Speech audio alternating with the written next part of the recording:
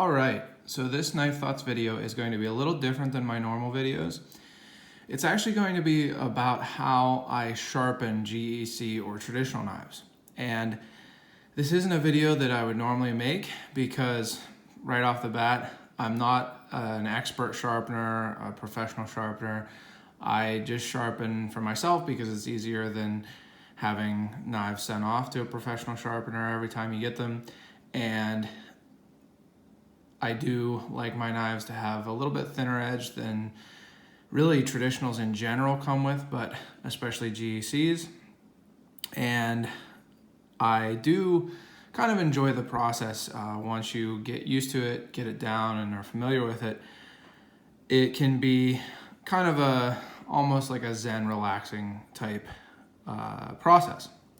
So I'm gonna actually sharpen this knife in this video. This is a Gradation Cutlery Titty number 62 Easy Pocket Congress. And it is a knife, it's not brand new, I've carried this knife, but it hasn't been sharpened. So this is the GEC, factory edge. Has been stropped lightly, but it hasn't been sharpened. So I'm gonna actually show you re-apexing it. So not just sharpening it with the angle that it comes with from the factory, but actually putting a new thinner angle and sharpening it from there. I want to say again, I know I did say it already, but I am not a sharpening expert. So if there are things you think I could do better or things you disagree with about how I do them, that's fine.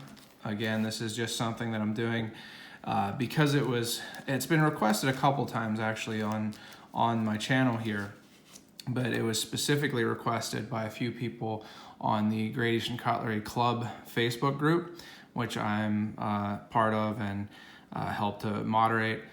But I wanted to do it because a few people requested that when I asked for topics. So one thing first off, normally if I'm just sharpening a knife, I'll use this to start with. And you can see this isn't super clean. I didn't clean it before this. This is candid how I actually do it and everything. But this is a Spyderco double stuff. They do have a new version, but this is the older version. And that's what I would use on something like this, which is my GEC bullnose, which I've already sharpened a bunch of times. It's at a nice thin angle now. You can see by the wider bevel or taller bevel, I guess, secondary bevel. So this wouldn't need as much sharpening or the re-apexing that the 62 will need. I would just use either just the fine, which is this ceramic, or possibly the medium on this to re-sharpen it. But because this 62 hasn't been re-apexed, and they do tend to come with a little bit thicker edge. Now I will say that this knife itself came with a relatively good edge. I don't have a big problem with it. It actually works pretty well. But this is the only knife that I haven't sharpened from the factory that I have. So I'm gonna sharpen, and I'm just gonna do the main blade. The pen blade actually would probably be the more difficult blade to sharpen, but just for time's sake, I'm only gonna do the main blade. But what I'll start with here is, and again, my setup isn't super high end either. I do have a fixed angle sharpening system that I will use sometimes, but most of the time I just do it by hand on these DMT credit card sharpening cards. So this is the Coarse, which is a 45 micron or 325 mesh, and this is well used. It is probably actually a finer grit at this point. But I've written articles on sharpening before, and some of the main things are not putting too much pressure, so low pressure. That's really one of the biggest things, and to be honest, it's one of the things that I struggle with sometimes when I'm in a hurry, when I'm just trying to get the sharpening done rather than really focusing on it. I'll put too much pressure, and that can make for a persistent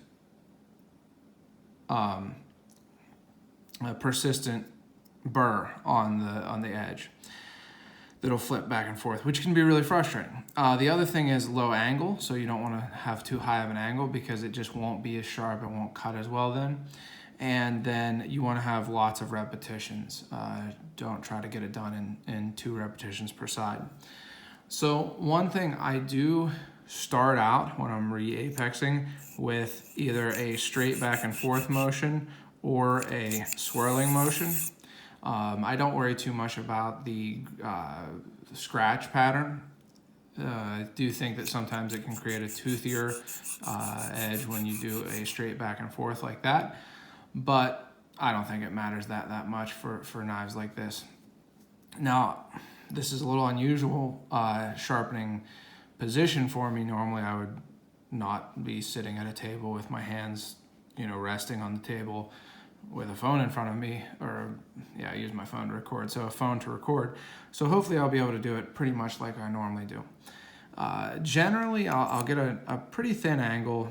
I don't really know what angle this is, but it's just kind of the natural angle that I go to, maybe around 15 to 20-ish degrees, and I just go along with it. Now, I don't know how much of that is real, but I am noticing that the blade might have a slight bend to it. It's possible that the card does, but I'd say it's more possible that the blade does.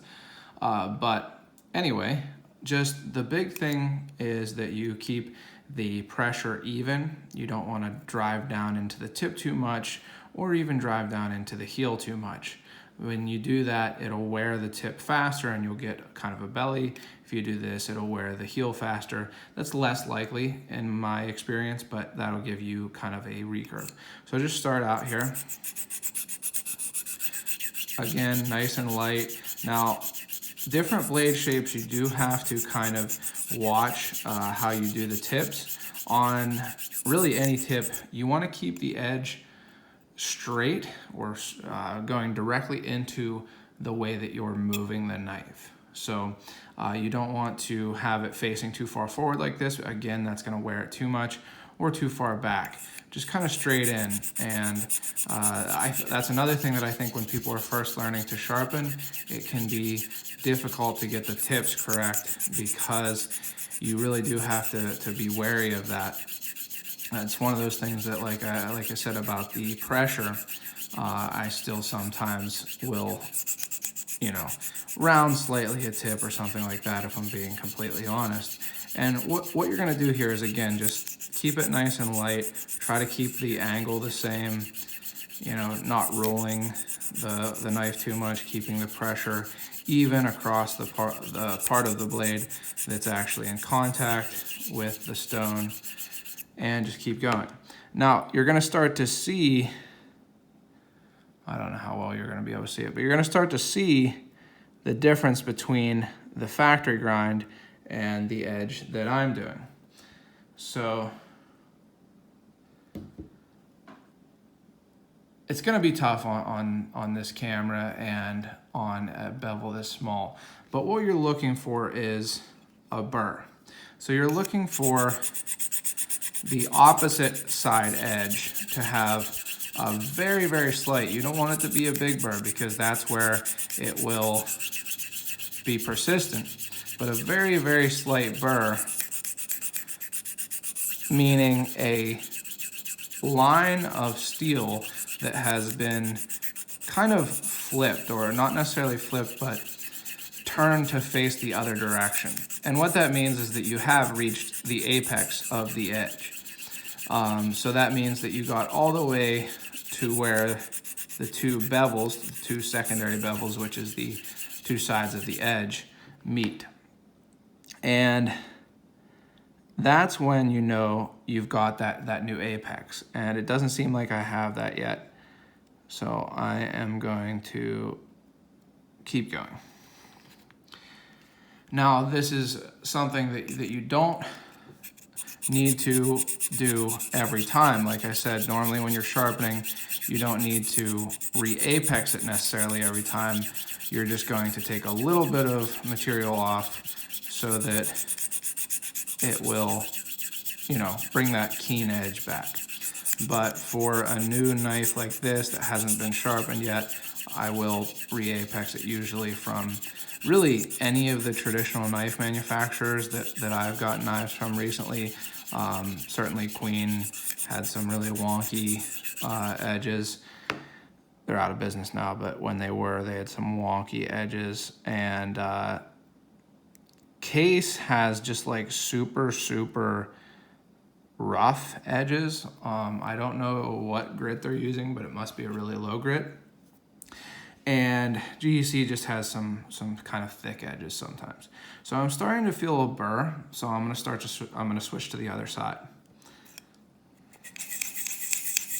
Now, in my experience, it can be somewhat difficult to make sure you're using the same angle on the far side of the edge. And I just make sure, it's honestly something that I think you kind of have to get the feel for. Now there are guides, angle guides and things like that you can use. I haven't really used them. I just do it by feel and by look. And again, trying to keep the pressure nice and light. Now I had a question actually on that Facebook group about how to sharpen at the heel, which is right next to the kick there. And actually GEC, this is something that's been on traditional knives for a long time. GEC includes what a lot of people in the modern knife community think more manufacturers should put on their knives, which is a sharpening choil. It's actually kind of a part of the process of making the blade and everything, but on traditional knives because of the kick.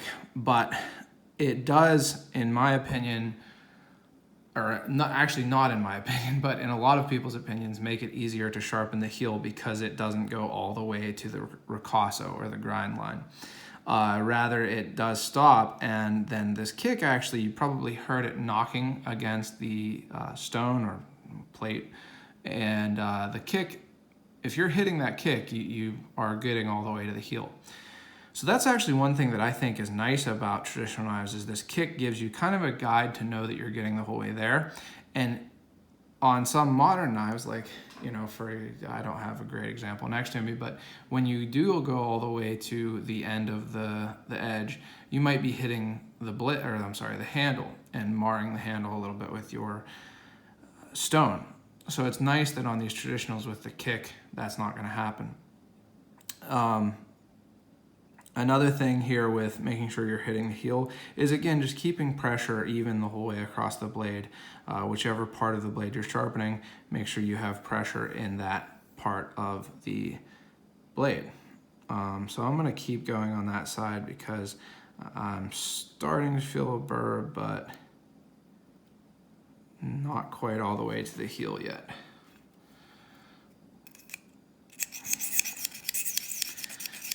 And so one thing is, I think it can feel a little off to be putting even pressure, as in putting pressure at the heel, because it might feel like you're not putting even pressure across the whole blade. But as long as you are getting that pressure and kind of distributing it evenly, you should get an even edge. So I can see that it's starting to, you know, go down there at the heel, and I have my burr there now. So you can probably actually hear it on my thumbnail. You don't, again, want it to be a huge burr, just enough that you can feel it with your thumb or your fingernail. And now I'm just gonna really, really lightly, same angle, go back to the other side. And so this is to take that burr off. So I'm not gonna go real long here, and again, really lightly. And let's see. Now I have what is, you know, by touch I can tell that it's a smaller burr on the other side. So I'm going to do the same thing on the other side, keeping the same angle, and again, nice and light, really light, because what you don't want, believe me, is to create a persistent burr that just flips from side to side. It can be one of the most frustrating, just like disheartening things in sharpening a knife is when the burr just wants to flip from side to side and not come off. So I feel the burr on the other side now, and I'm just gonna nice and really lightly go on that side. And let's see how that feels. So that's what I'm looking for. That's a barely barely noticeable burr. And now what I'm going to do is I'm going to actually go side to side. So what you might see more frequently in sharpening, and this is what I would do for a knife that was already re-apexed, is just do, you know, stroke, stroke, stroke, back and forth. And that's to get this knife sharp at this grit level, because you shouldn't have the knife be dull because you're at a lower grit level, like a coarser grit level. You should be able to get it sharp enough to cut. It will just be a toothier edge. So if you have your knife and it's not sharp at all at the lower grit, you probably won't have a whole lot of success getting it sharp at the higher grits. You want it to be sharp with a good apex at the lower grits and just smooth that edge out as you move up. So now it's really even more important that I keep that same angle and get the whole edge.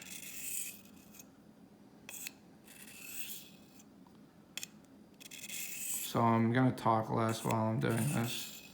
And honestly, I didn't count. Normally I will count just because I think it can be helpful.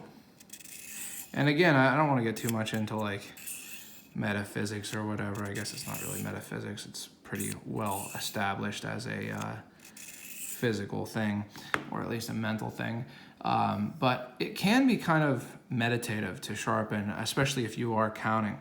It's no different than focusing on your breath and counting your breath, like in mindfulness meditation. So that is one thing that I do enjoy about sharpening. And if you practice mindfulness meditation, you can just apply that focus that you would normally apply to your breath to the sharpening. So I can feel that I do still have a burr at some points on that edge, so I'm gonna give it another stroke on this side or two. And let's see how that feels now. Still got a little bit.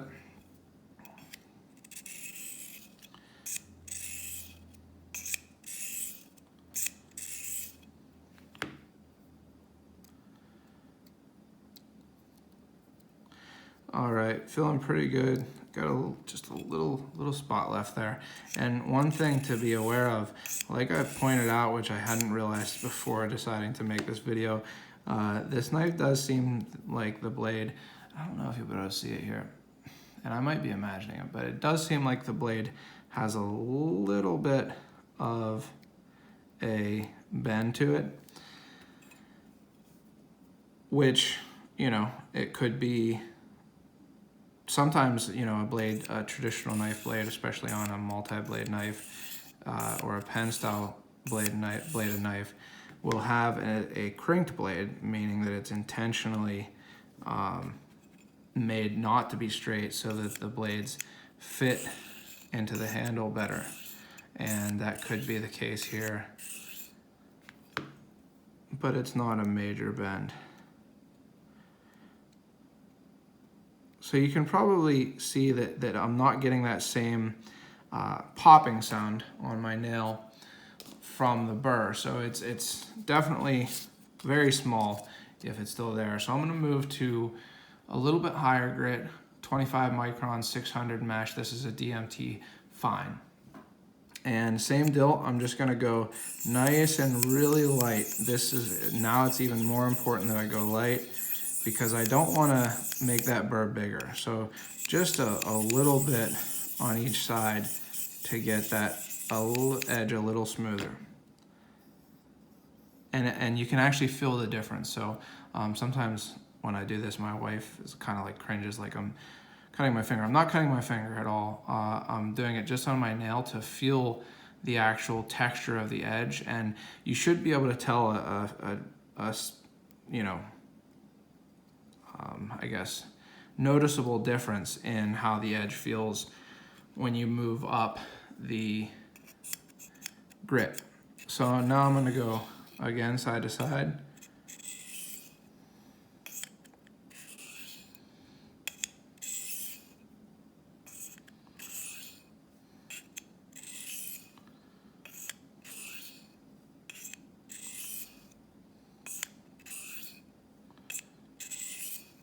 So that was 10. See how it feels? Feels the same. No major burr there. No major burr there. And it feels good. That time I was filling with the pad of my thumb. But, you know, you can feel it across, you know, perpendicular to the edge like that without really having too much danger of cutting yourself. But it's always good to be safe, so don't do that if you want to be as safe as possible. But now I'm going to move up to this medium grit. And this is, I knew it at one point, but I don't know exactly what mesh grit this is. But I do believe it's higher than 600. It certainly feels finer than the 600 grit DMT, and the grits are different between a diamond stone and a stone. So just nice and softly, very, very softly, get both sides to get that edge smoothed out.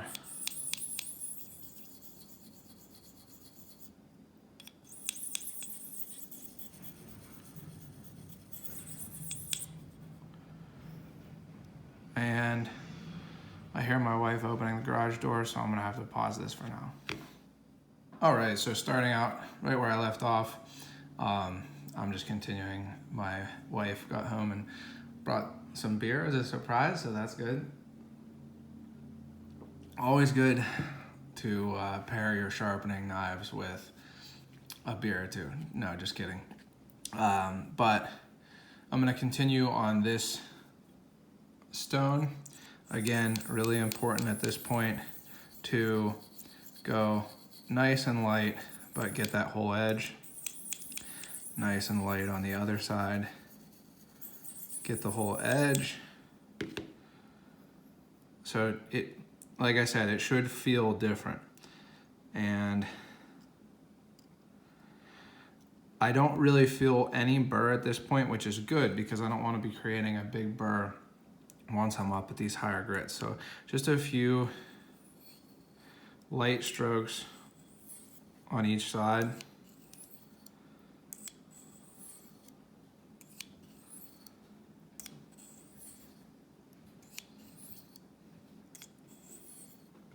And then I'll switch to the other side. My wife is so gracious about me making videos. She's tiptoeing through the kitchen right now. But super light on this side. Just get the whole edge just to smooth it, and on the other side. And now, one thing, you wouldn't really have to go up to this grit. It would, like I said, you can get it sharp at any grit really. I don't always kind of go along with the sayings. Oh, people, you know, I just wrote an article on how some of the sayings in the knife community aren't always correct. So check that article out at knifethoughts.com. But one that is true is that people have sharpened knives on literally cement, you know, sidewalks, stones, you know.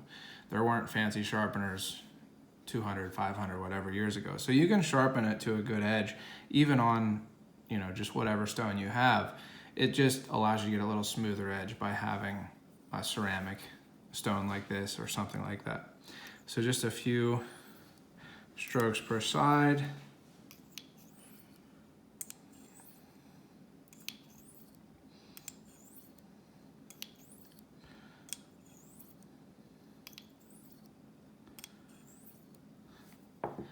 And now, so I'll feel the edge again.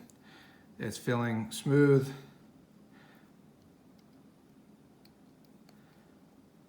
And I don't feel a burr. So now I'm gonna move to stropping. And I'm going to use the Stropping Young Lad, which is made by a GEC fan, and he's in a bunch of the Facebook groups. So if you haven't heard of Colin's website, check it out. It's just stroppingyounglad.com, I believe, or search Google for it. But this is his pocket strop, and I got one a while ago. I think maybe at the GEC Rendezvous. I might have ordered. I ordered it. But this is a really nice tool for keeping your knife sharp, because a lot of times you don't even need to sharpen just with this. You actually can just strop a knife to bring it back up to a nice sharpness, especially GECs and other 1095 knives like this. And this has a diamond stropping compound that comes in a spray, that he kind of sells with it. And this is the coarse side, this is the fine side. Now generally you don't actually need to do the coarse side on a 1095 knife, but because this is the first time sharpening, I'm just gonna give it like 2 per side.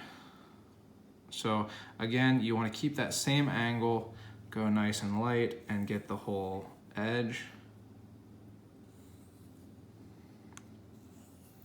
And normally I'd have this backed against something, I just can't really do it because I'm filming, and then I'll switch to the fine side. And I'm gonna do 4 per side on this finer side.